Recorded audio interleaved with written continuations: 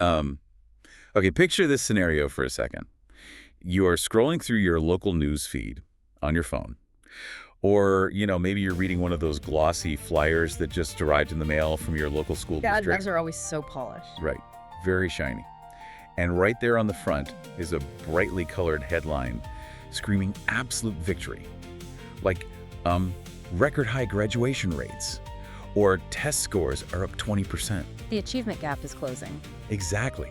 It feels great. I mean, you look at that and you think, wow, our schools are really knocking it out of the park. The kids are actually learning more. Well, it's an incredibly comforting feeling. We all really crave that kind of measurable, definitive progress. Yeah. We want to see the line on the graph going up and to the right, especially when it involves something as crucial as education. But here is the multi-million-dollar question that we are tackling in today's deep dive. Are the students actually learning more, or is the math just getting creatively massaged? That is the big question. Yeah, so to figure that out, we're digging into a really fascinating piece of research by Fred Duckworth. It's titled, When the Numbers Look Better, But Not the Students, How Education Metrics Can Mislead the Public. It's a fantastic paper. It really is. And our mission today is to equip you with the tools to see straight through these statistical mirages. We want to unpack why a metric can look like a massive triumph on paper, while the underlying educational outcome for the actual student just flatlines. Or worse, declines entirely. Right. But to set the baseline for this conversation, I think we really have to recognize the pressure cooker these school systems are operating in. Like the funding and accountability stuff. Exactly. When accountability pressures are sky high, when funding, jobs, and community reputations depend entirely on the numbers, the system inevitably optimizes for the metric. It's just human nature at that point. Right. This isn't about, comic book villains in district offices deliberately sabotaging kids. It is about the systemic flaws in how educational gains are defined, measured, and eventually packaged for the public. The metric basically becomes the mission. It makes me think of those brightly colored bar charts reaching for the sky on the district flyers. But if you were to scratch at the glossy paper, the bright colors would just peel off, right? Yeah. And reveal this flat, stagnant, gray trend line underneath. That is the illusion we are breaking down today. So I guess, how does a district pull off this magic trick? Where does the data manipulation actually begin? Well, it begins at the very first step of the data pipeline, changing the denominator. Changing the denominator. Okay, what does that mean? So you have to look closely at who is actually being counted and what specific action counts as an achievement. If a school wants to boost its graduation rate or, its proficiency rate, the most direct mathematical way to do that isn't necessarily to improve the student's performance. Which is the hard part. Exactly. It's way easier to just change the population being counted. Oh, wow.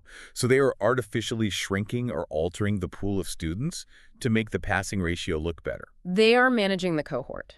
So graduation rates are tracked by cohorts, which is basically a group of kids starting ninth grade together. Over 4 years, students naturally transfer in, transfer out, move away, or leave the system. Right. That's just normal life. Yeah, but the distortion happens in how those departures are categorized.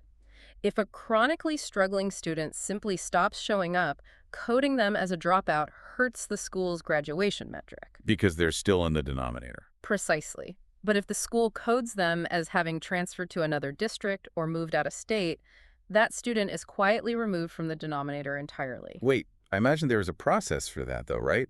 Legitimate adjustments have to happen. Yeah. If a family moves to a different state, the old high school shouldn't be penalized because that kid didn't graduate there. Of course. No, that's totally fair. But the reality of how those codes are applied on the ground is where the friction lies. In under-resourced or, overwhelmed districts, the burden of proof for a transfer can become surprisingly thin. Really?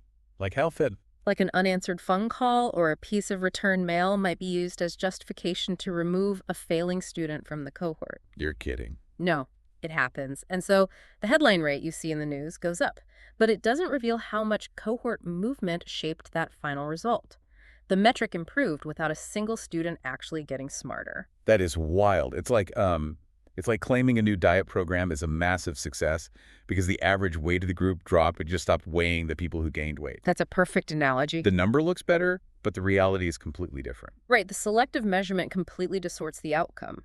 And a parallel to that is what Duckworth calls the participation illusion. This is where schools frame participation as if it were synonymous with achievement. Oh, I see this maneuver constantly.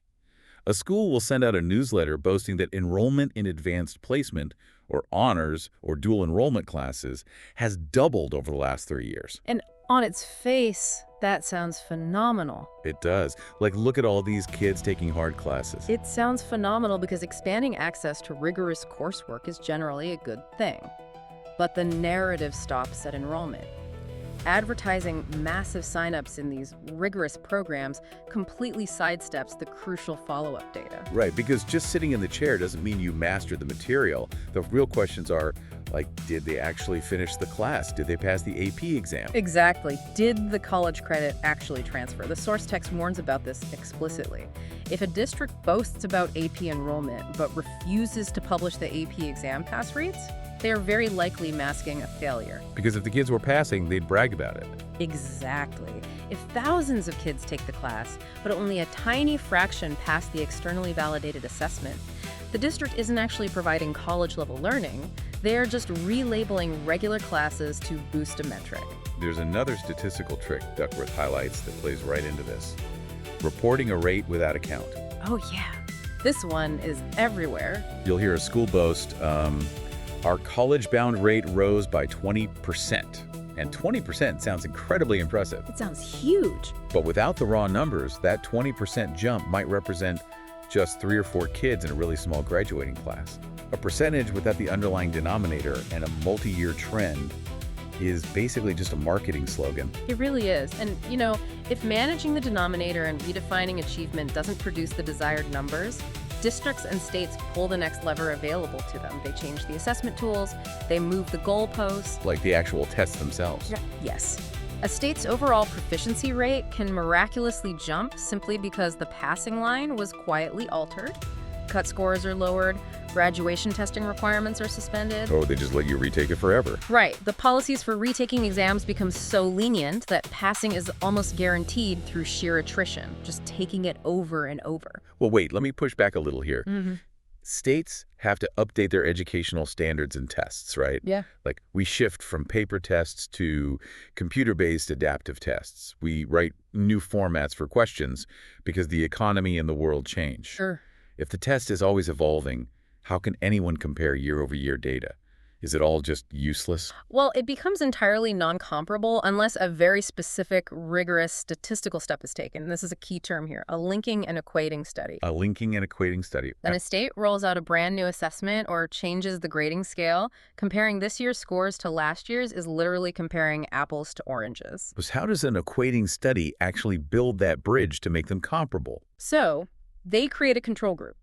Psychometricians will have a representative sample of students take both the old version of the test and the new version. Okay. And by analyzing how the exact same students perform across both formats, they can establish a mathematical relationship between the two scoring systems. Right. It allows them to say, a score of 400 on the new test represents the exact same level of knowledge as a score of 85 on the old test. So if you are at a local school board meeting, and the superintendent is pointing to a massive jump in test scores on a brand new state assessment, the immediate question you should be asking is, did the state publish a linking and equating study? Exactly. And if the answer is no, that rising trend line on their PowerPoint is essentially a fiction. They just made the test easier. It is statistically meaningless, period. And the obsession with these specific indicators leads to one of the most damaging side effects in the entire system, teaching to the indicator rather than the domain. Right. Meaning, a teacher isn't given the freedom to teach broad, deep mathematical reasoning. They are basically forced to teach students how to pass one specific format of a math test. The accountability pressure forces schools to concentrate their instructional time almost exclusively on tested subjects, tested standards, and the highly specific item formats that appear on the exam. Everything else is secondary. The source text brings in a staggering detail on this, actually, from a Government Accountability Office finding. The GAO looked at how much time is consumed purely by the act of standardized testing. And the numbers are shocking. Yeah. They found that in some systems, like the Department of Defense schools, students spend roughly 24 school days across K through 12 purely taking standardized tests. 24 days. Just sitting there filling in bubbles. Right, and that's compared to about 16 days in the 9 public districts they examined. 24 days is more than an entire month of a child's educational life spent taking tests. And by the way, that doesn't even count the months spent doing test prep worksheets leading up to the test. Right, just consider the opportunity cost of that time.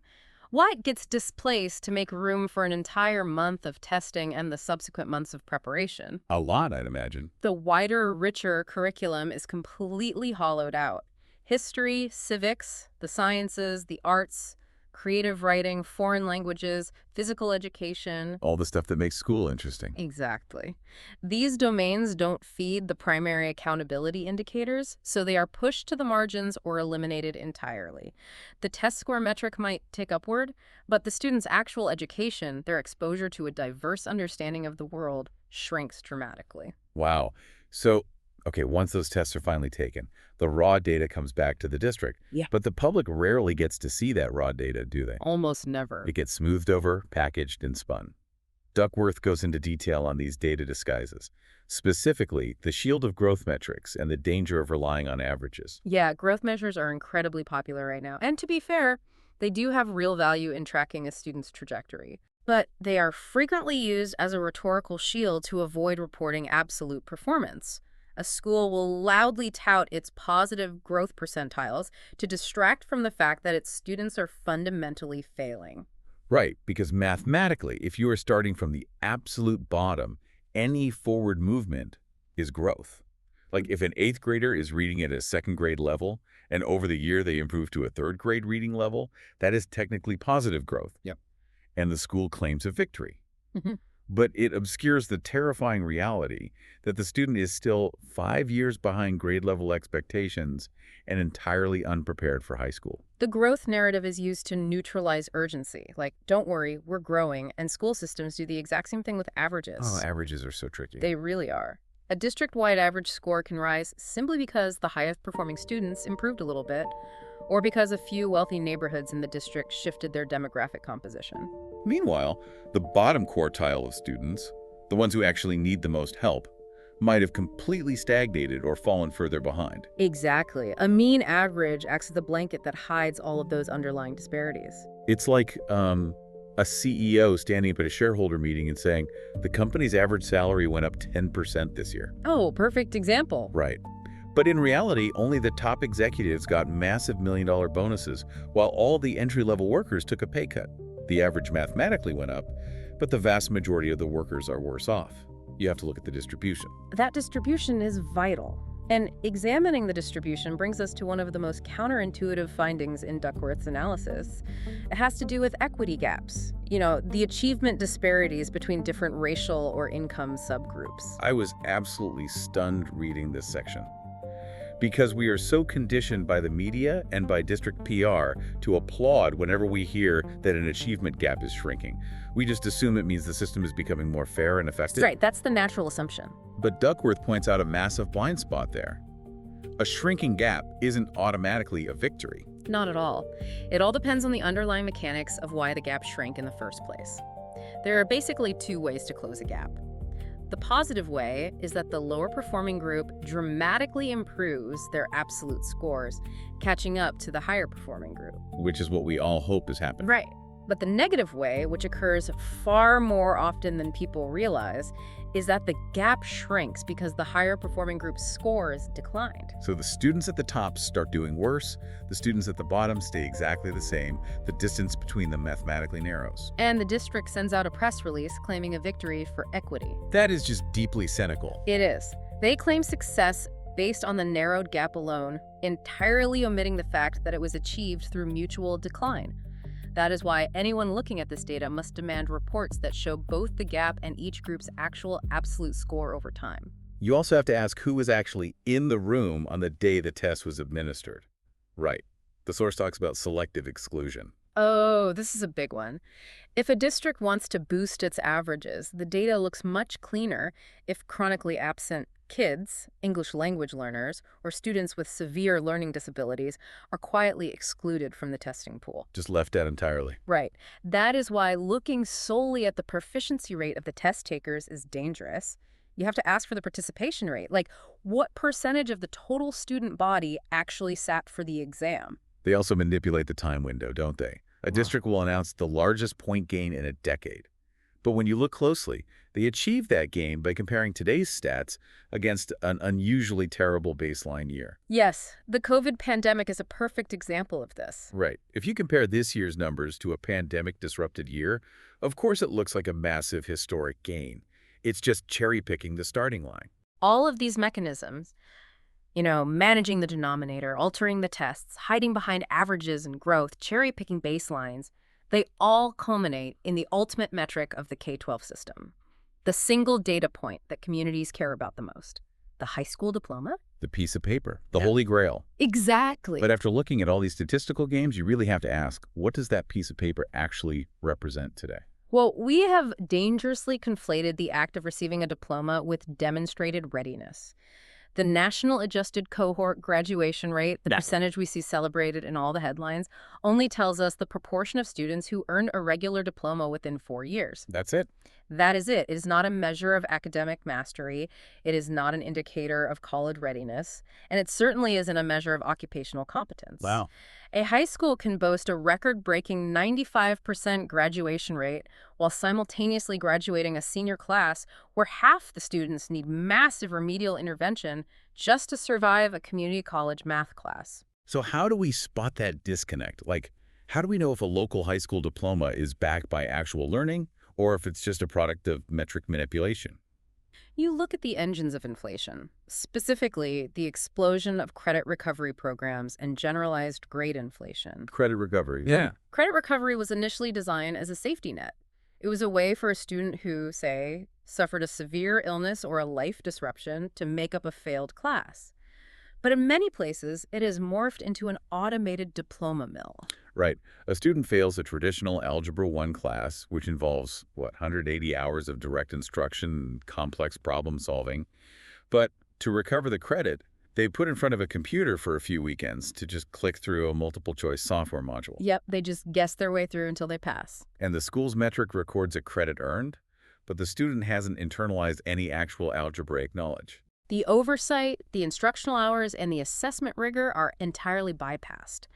And to diagnose if this or even broader grade inflation is happening in a district, you have to look for divergence in the data. Divergence between what? If local GPAs and high school pass rates are steadily rising year after year, but independent external benchmarks like the NAEP scores, ACT averages, or the success rates of those students in their first year of college are flat or falling, you have found the disconnect. It means the standards change, not the students. Precisely. I like to think of a high school diploma as a receipt for an education. It proves you went through the transaction. You stood at the register and did your time. But massive grade inflation means we don't actually know what was in the bag when the student walked out of the store. That's a great way to put it. They were holding the receipt, the district is celebrating the transaction, but the bag itself might be completely empty. And the true tragedy of the situation is that the student doesn't usually realize the bag is empty until they are out in the real world and the safety net of the K-12 system is gone. The district gets to wash its hands of the problem on graduation day. They point to their high graduation and college enrollment numbers and say, job well done. But the reality check hits the student the second they step onto a college campus or, apply for a job. Which is exactly why enrolled in college is the barest minimum of metrics. I mean, a massive number of students enroll in college in the fall, only to quietly drop out by Thanksgiving. Because they weren't actually ready. Right.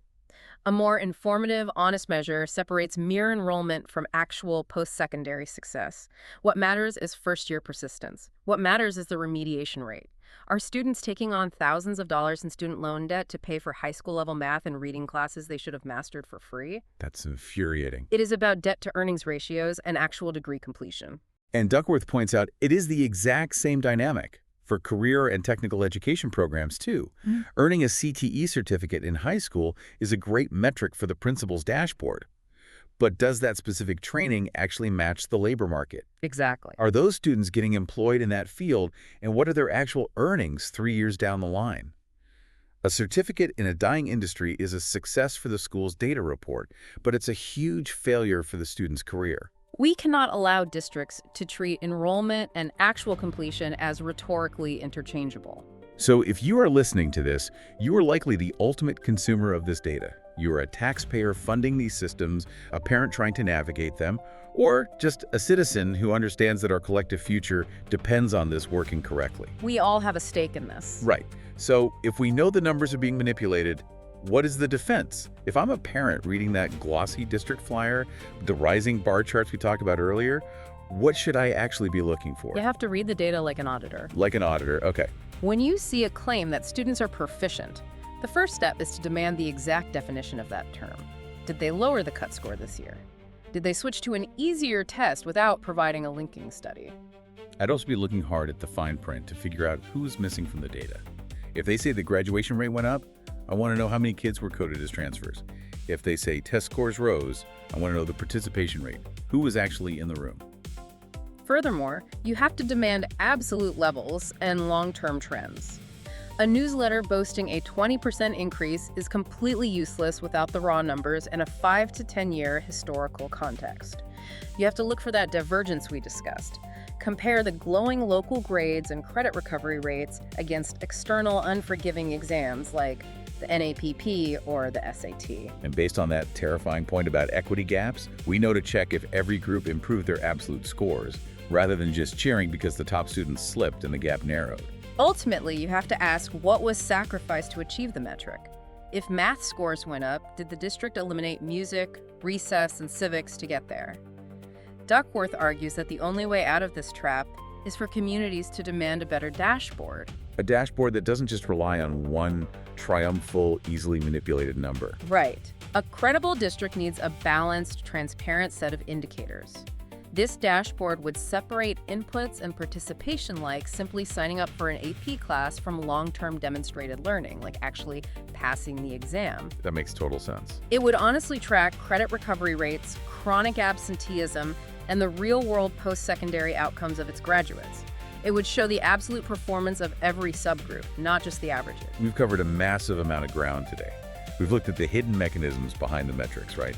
How shrinking the denominator artificially inflates success, how equating participation with achievement masks a total lack of mastery, and how grade inflation leaves students holding a diploma that basically acts as an empty receipt.